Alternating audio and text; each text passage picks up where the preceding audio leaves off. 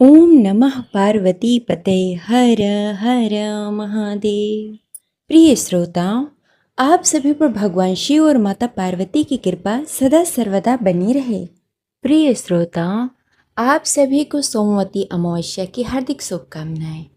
आज का दिन बेहद ही खास है क्योंकि आज अधिक मास का अंतिम दिन है और सोमवती अमावस्या भी है। इसके साथ साथ सोमवार का दिन होने के कारण आज का दिन भगवान भोलेनाथ को समर्पित है।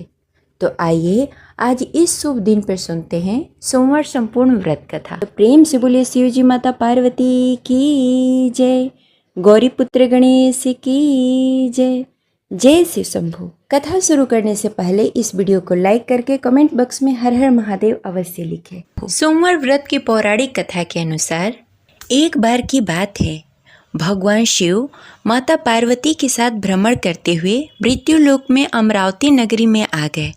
वहाँ के राजा भगवान शिव के परम भक्त थे। राजा ने एक शिव जी का मंदिर बनवाया था। भगवान शिव माता पार्वती के साथ वहीं ठहर गए। एक दिन पार्वती जी ने शिव जी से बोला कि नाथ, आइए आज चौपड़ खेलते हैं। खेल प्रारंभ हुआ। उसी समय पुजारी पूजा करने को आ गए। पार्वती जी ने पूछा, पुजारी जी बताइए जीत किसकी होगी? पुजारी जी ने बिना सोचे समझे कहा कि भगवान भोलेनाथ ही जीतेंगे। किंतु अंत में जीत पार्वती जी की हुई।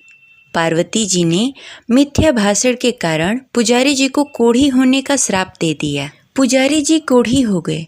कुछ दिन बाद देवलोक की अप्सराएं पूजा करने के लिए आई और पुजारी जी को देखकर उन्होंने कोढ़ी होने का कारण पूछा।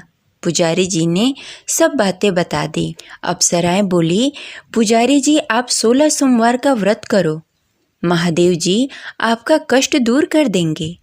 पुजारी जी ने उत्सुकता से व्रत की विधि पूछी। अप्सराओं ने पुजारी जी को 16 सोमवार व्रत की विधि बताते हुए कहा कि हे पुजारी, सोमवार के दिन सूर्योदय से पहले उठकर स्नान आदि से निवृत्त होकर स्वच्छ वस्त्र धारण कर लेना। तत्पश्चात आधा सेर गेहूं के आटे का चूरमा बनाकर उसके 3 भाग कर लेना। फिर भगवान शिव जी की प्रतिमा के समक्ष घी का दीपक जलाकर गुड़ और नैवेद्य फूल, बेलपत्र, चंदन, अक्षत, जनेऊ का जोड़ा लेकर विधि विधान से प्रदोष काल में भगवान शिव की पूजा करना। पूजा के बाद गेहूं के आटे से बने हुए चूरमे की 3 भाग में से 1 भाग भगवान शिव को अर्पित करना और 1 भाग ग्रहण कर लेना और बाकी भाग प्रसाद के रूप में सब में वितरण कर देना। इस विधि से 16 सोमवार का व्रत संपन्न करने के बाद 17वें सोमवार को 5 सेर गेहूं के आटे का चूरमा बनाकर भोग लगाना। उसके बाद सब में बांट देना। फिर सर्व कुटुंबबंध प्रसाद ग्रहण कर लेंगे। ऐसा करने से शिव जी आपके सभी कष्ट दूर कर देंगे। यह कहकर अप्सराएं स्वर्गलोक को लौट गईं। पुजारी जी यथा विधि पूर्वक व्रत कर रोग मुक्त हो गए और पूजन करने लगे। कुछ दिनों के बाद शिव जी और पार्वती जी पुनः आए।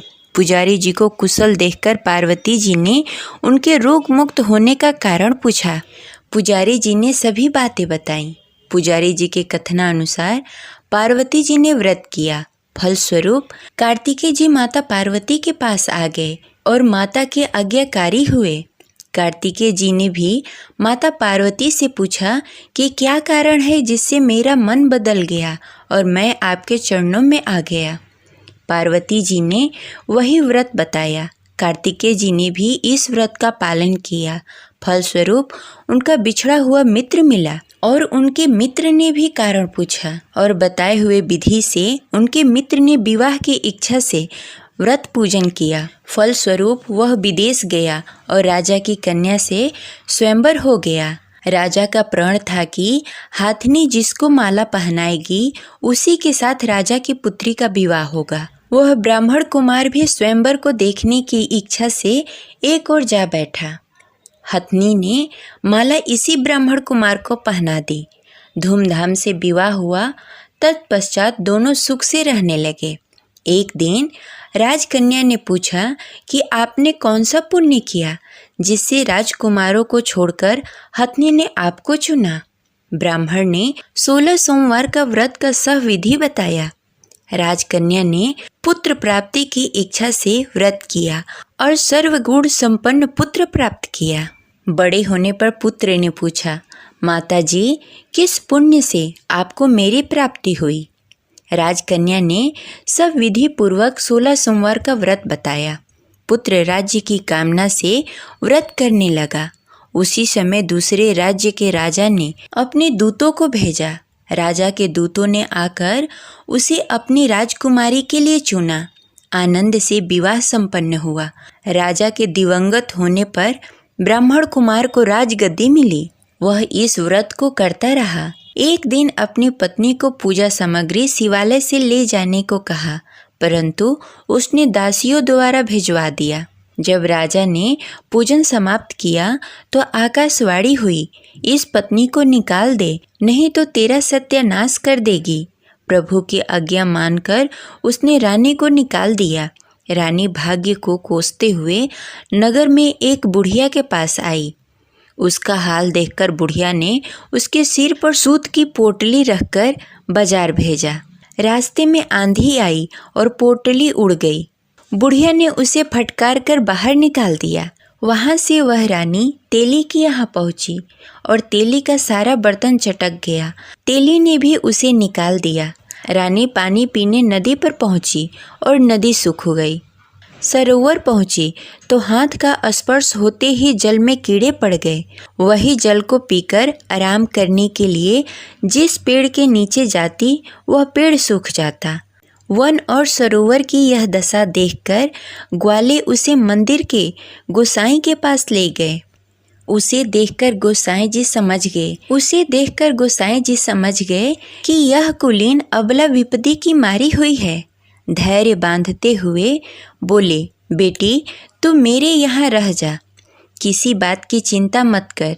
रानी आश्रम में रहने लगी, परंतु जिस वस्तु पर उसका हाथ लगे वहीं कीड़े पड़ जाते। दुखी होकर गोसाई जी ने पूछा, बेटी किस देव के अपराध से तेरी यह दशा हुई है? पुजारी जी की बात सुनकर रानी ने सारी घटना बता दी। गोसाई जी बोले, बेटी तू 16 सोमवार का व्रत करो। रानी ने गोसाई जी की बात मानकर सविधि पूर्वक 16 सोमवार का व्रत पूरा किया। व्रत के प्रभाव से राजा को रानी की याद आई और दूतों को उसकी खोज करने के लिए भेजा। आश्रम में रानी को देखकर दूतों ने राजा को रानी का पता बताया। राजा ने जाकर गोसाई जी से कहा, महाराज, यह मेरी पत्नी है। शिव जी के रुष्ट होने से मैंने इसे परित्याग कर दिया था। शिव जी के कृपा से मैं इसे ले जाने आया हूँ। कृपा करके इसे जाने की आज्ञा दें। गोसाई जी ने आज्ञा दे दी।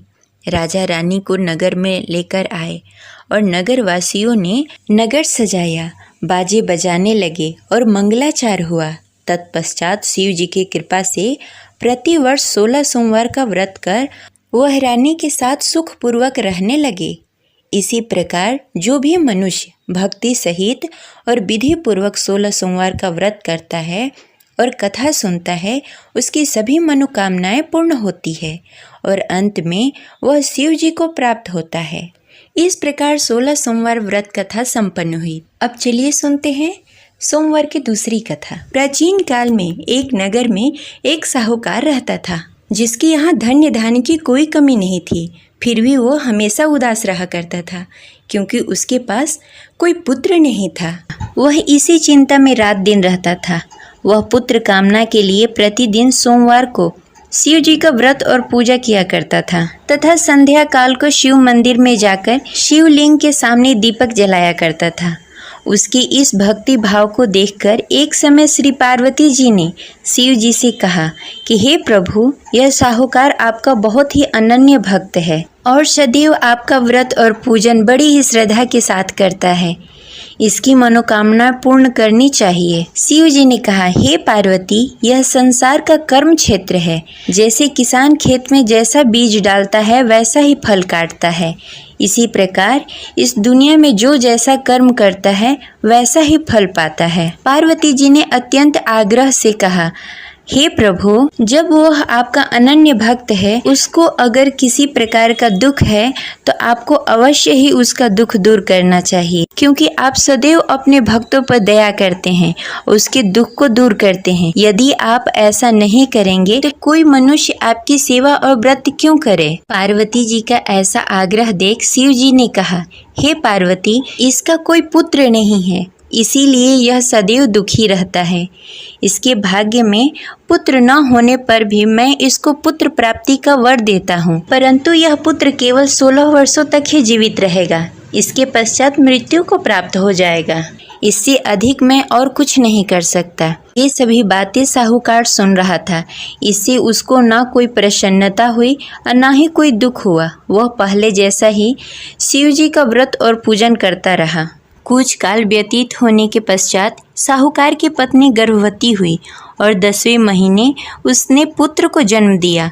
साहूकार के घर में बहुत ही खुशी मनाई गई, परंतु साहूकार उसके 16 साल की आयु जानकर कुछ अधिक प्रसन्न नहीं हुआ। यह बातें उसके घर वालों को मालूम नहीं था। विद्वान पंडितों ने उसका पुत्र का नाम अमर रखा। जब अमर 12 वर्ष का हुआ तो उसे शिक्षा प्राप्त करने के लिए काशी भेजने का निश्चय हुआ। व्यापारी ने अमर के मामा को बुलाया और कहा कि अमर को शिक्षा प्राप्त करने के लिए काशी छोड़ आओ।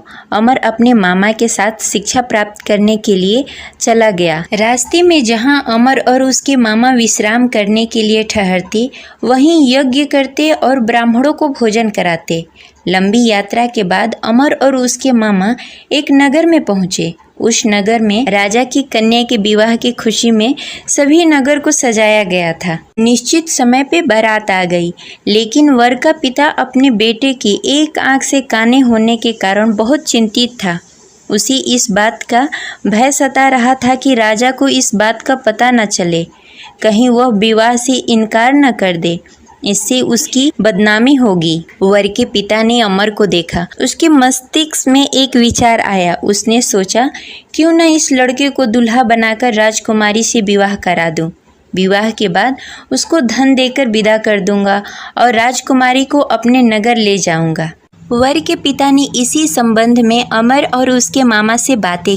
अमर के मामा ने धन मिलने के लालच में वर के पिता की बातें मान ली।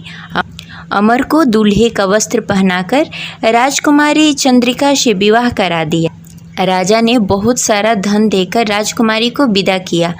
अमर जब लौट रहा था तो सच नहीं छिपा सका और उसने राजकुमारी की ओढ़नी पर लिख दिया, राजकुमारी चंद्रिका, आपका विवाह मेरे साथ हुआ है।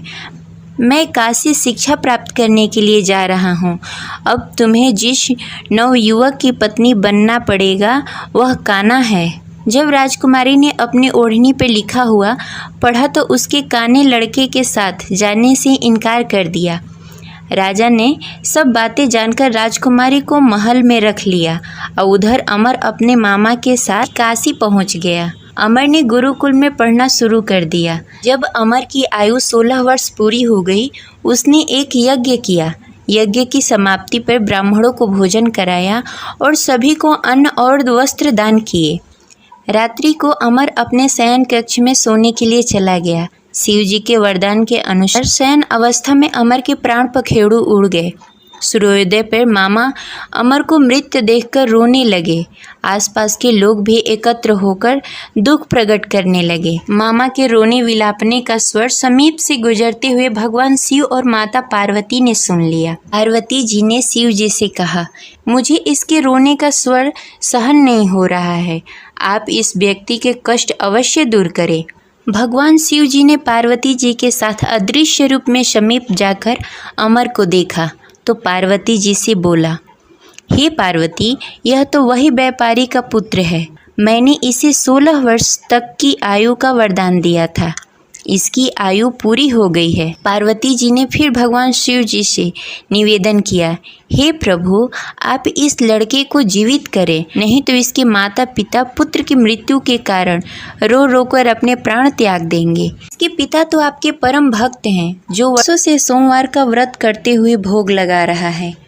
पार्वती जी के आग्रह करने पर भगवान शिव ने उस लड़के को जीवित होने का वरदान दिया और कुछ ही पल में वह जीवित होकर उठ गया। शिक्षा प्राप्त करने के बाद अमर अपने मामा के साथ अपने नगर की ओर चल दिया। दोनों चलते चलते उसी नगर पहुंचे जहां अमर का विवाह हुआ था। उस नगर में भी अमर ने यज्ञ का आयोजन किया। समीप से गुजरते हुए नगर के राजा ने यज्ञ का आयोजन देखा। राजा ने अमर को तुरंत पहचान लिया।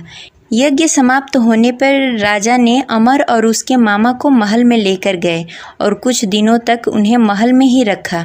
उसके पश्चात बहुत सारा धन वस्त्र देकर राजकुमारी के साथ विदा किया। रास्ते में सुरक्षा के लिए राजा ने बहुत सारे सैनिकों को भी साथ में भेजा। मामा ने नगर में पहुंचते ही एक दूत को घर पर भेजकर अपने आगमन की सूचना भेज दी। अपने बेटे अमर के जीवित वापस लौटने की सूचना से व्यापारी बहुत प्रसन्न हुआ। व्यापारी ने अपने पत्नी के साथ स्वयं को एक कमरे में बंद कर रखा था। भूखे प्यासे रहकर व्यापारी और उसकी पत्नी बेटे की प्रतीक्षा कर रहे थे। उन्होंने प्रतिज्ञा कर रखी थी कि यदि उन्हें अपना बेटा मृत्यु के मुंह से वापस लौटकर नहीं आया तो वो अपने प्राण त्याग देंगे। व्यापारी अपनी पत्नी और मित्रों के साथ नगर के द्वार पर चला गया। उसने अपने बेटे का विवाह का समाचार सुनकर पुत्रवधू राजकुमारी चंद्रिका को देखकर उसकी खुशी का ठिकाना न रहा। उसी रात भगवान शिव ने व्यापारी को स्वप्न में आकर कहा, हे श्रेष्ठ, मैं तेरी सोमवार के व्रत करने और कथा सुनने से बहुत प्रसन्न हूँ। इसी वजह से मैंने तुम्हारे पुत्र की लंबी आयु कर दी है। व्यापारी बहुत प्रसन्न हुआ। सोमवार का व्रत करने से व्यापारी के घर में खुशियाँ लौट आई। शास्त्रों में लिखा है कि जो भी स्त्री या पुरुष सोमवार का विधि विधान से व्रत करते हैं और कथा सुनते हैं उनकी सभी इच्छाएं पूरी होती है। आशा करते हैं यह कथा आपको अच्छी लगी होगी। इस वीडियो को लाइक करें और ज़्यादा से ज़्यादा लोगों को शेयर करें। अगर आप इस चैनल पर नए हैं तो इसे सब्सक्राइब कर लें और बेल आइकन को भी प्रेस कर लें। मिलते हैं अगली वीडियो में, तब तक के लिए हर हर महादेव।